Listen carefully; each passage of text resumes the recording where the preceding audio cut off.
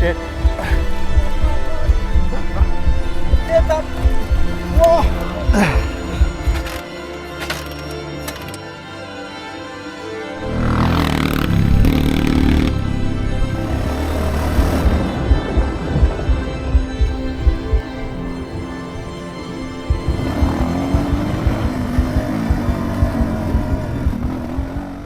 Welcome back to the channel, guys. Today we're in Tajikistan. Normally the most popular route here is the Pamir Highway, which you probably heard about, but I want to do a special route called the Bartang Valley. It's supposed to be super rugged, and I'm a little bit nervous about fueling. I'm nervous about my tire that has a deep cut in it. We're basically gonna ride this bike until it falls apart or until we make it back. For context, my planned route was to come down from Kyrgyzstan and spend at least one night in Karakol before heading into the remote valley. And soon after the border, I knew right away this was going to be the most rugged looking nation I've ever set foot in, and it's with good reason. Around 93% of the country is covered in mountains, and even the border was situated at 4,000 meters. Anyways, it was time to get to the next village, approximately 70 kilometers away. And when I say village, it's not necessarily the most developed one either, but since there was gas and a guest house, it was more than enough for me. So I explored the surroundings, admired the mountains, and called it a night. Good morning, guys. Sorry I didn't fill you in too much last night about me arriving here. But anyways, now had the bike packed up, and if I'm being honest, I'm a bit nervous about this ride. One, it's arguably one of the most rugged parts of the Pamirs. Very isolated, lots of river crossings that the height of which can change very often, day to day, depending on the snow melt and the rains and all that stuff. But also because of the condition of the bike. For those of you who know, this is the 1996 xr400r, and now there's a lot of things on the bike that I couldn't get figured out well, just because it would take a lot of time to order parts and get to mechanics and the bigger cities I've been in. So I've just been kind of hoping for the best, and now we're gonna take this to one of the most rugged and isolated valleys here. Man, it's past 10:30, almost 10:30, so let's get going already.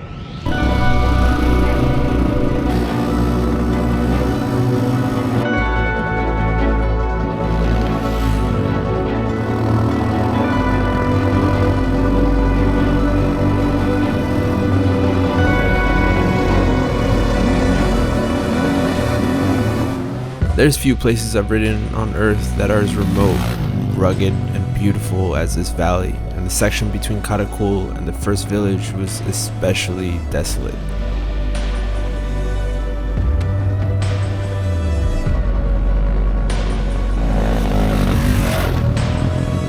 The high altitude plateau made it feel like some sort of Wild West encapsulated by ginormous snow-capped mountains.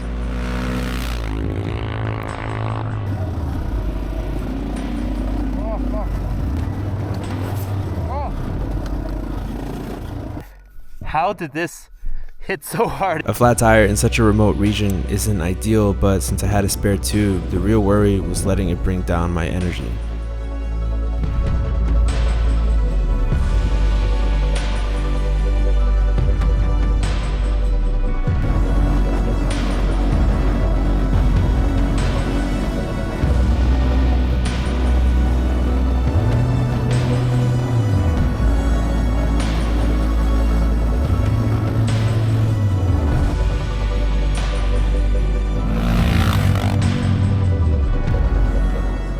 After the plateau, it was a steep and breathtaking descent downwards.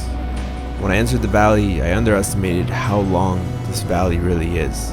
Even at a fast pace with good music and a clear head, the valley seemed endless, and being completely alone comes a time where you decide to forget about everything that isn't the trail ahead of you. You go faster and the valley stays endless, except now time doesn't exist. Sometimes people ask if it's ever scary going into these places alone, but the truth is, in these moments, time stops.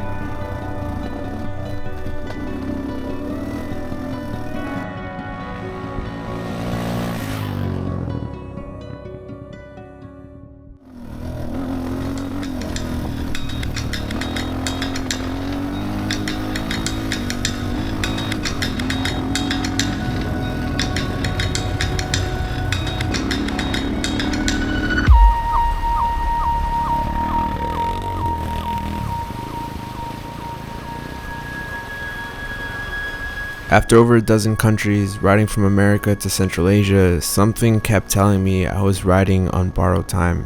But since I was already here and there was just one direction to go, all I could do was try to enjoy every last moment I had left with this bike. Looking back at the memories I had with this bike, there wasn't so many singular moments that stayed with me, but instead a collection of focus and freedom that over time let me know there was a different way of living.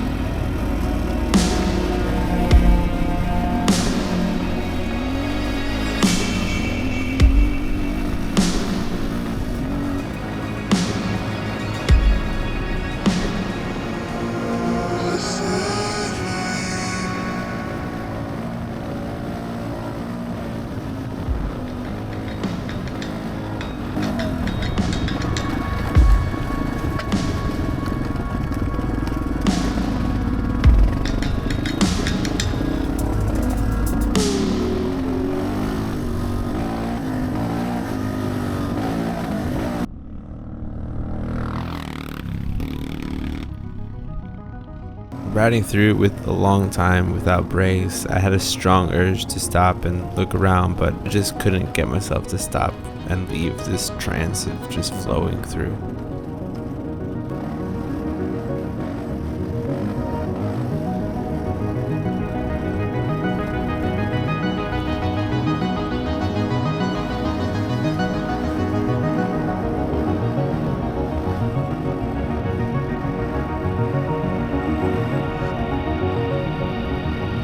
Navigation boils down to just heading southward along the river, and with enough gas and water to the next village, there's not much else to think about. Eventually, you find another place for gas, admire more of the landscape, and continue along the same river.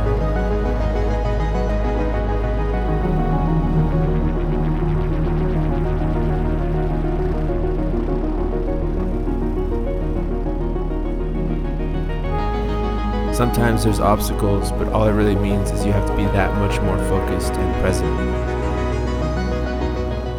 And again, I head down the valley, slow down for the animals, and continue along the same river.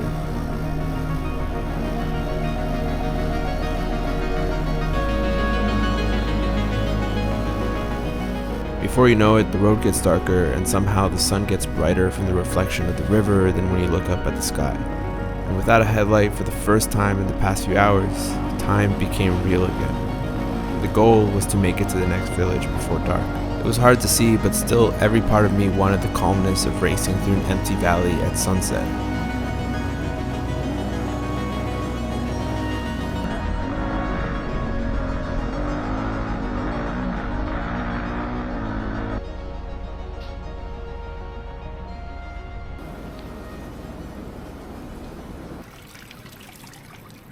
Hello guys, today we're in Basid, this very small village of a couple hundred people here in Bartang Valley.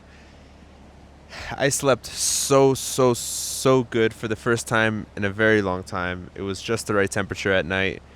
This valley is so beautiful. But anyways, I didn't give too much information last night about how we ended up here. I was planning to sleep further towards the middle of the valley, but I still had about an hour, 2 hours of daylight, so I decided to push it, and man, I had to push it hard in order to get here just before dark. So right now the electricity out, and this is the refrigerator here.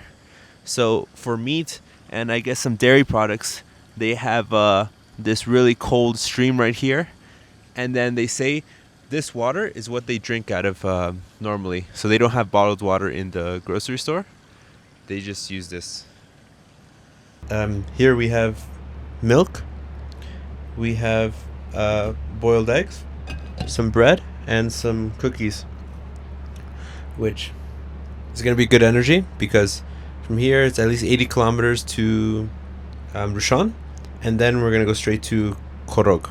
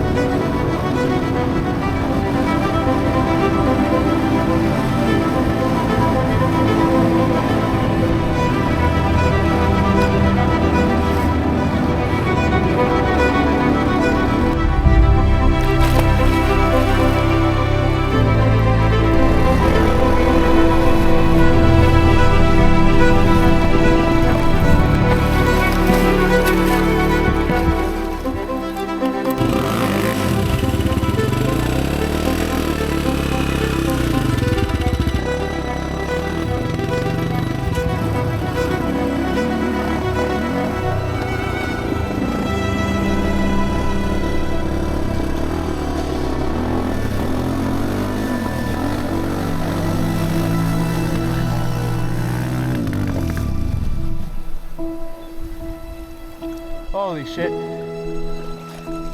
Let's go. This way. Yes. Okay.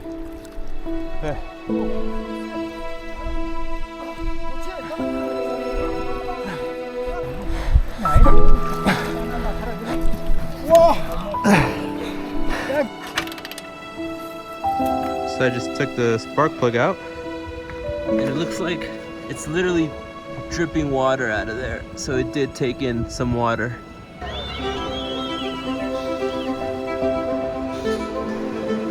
The car was pulled out. We're tying up the bike.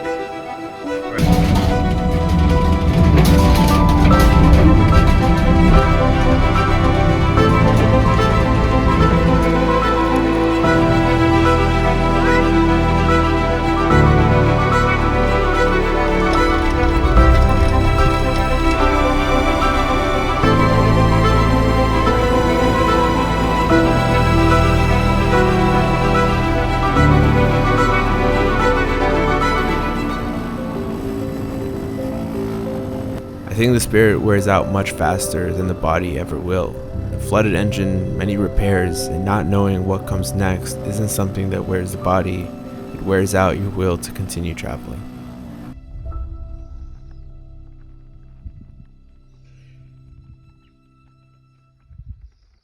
Finally gave up. Yeah, the piston is pretty seized. I can still spin it with a kick, but it's pretty seized. It's not gonna run. Like, yeah, it's even bringing it to a local mechanic. It's not gonna run.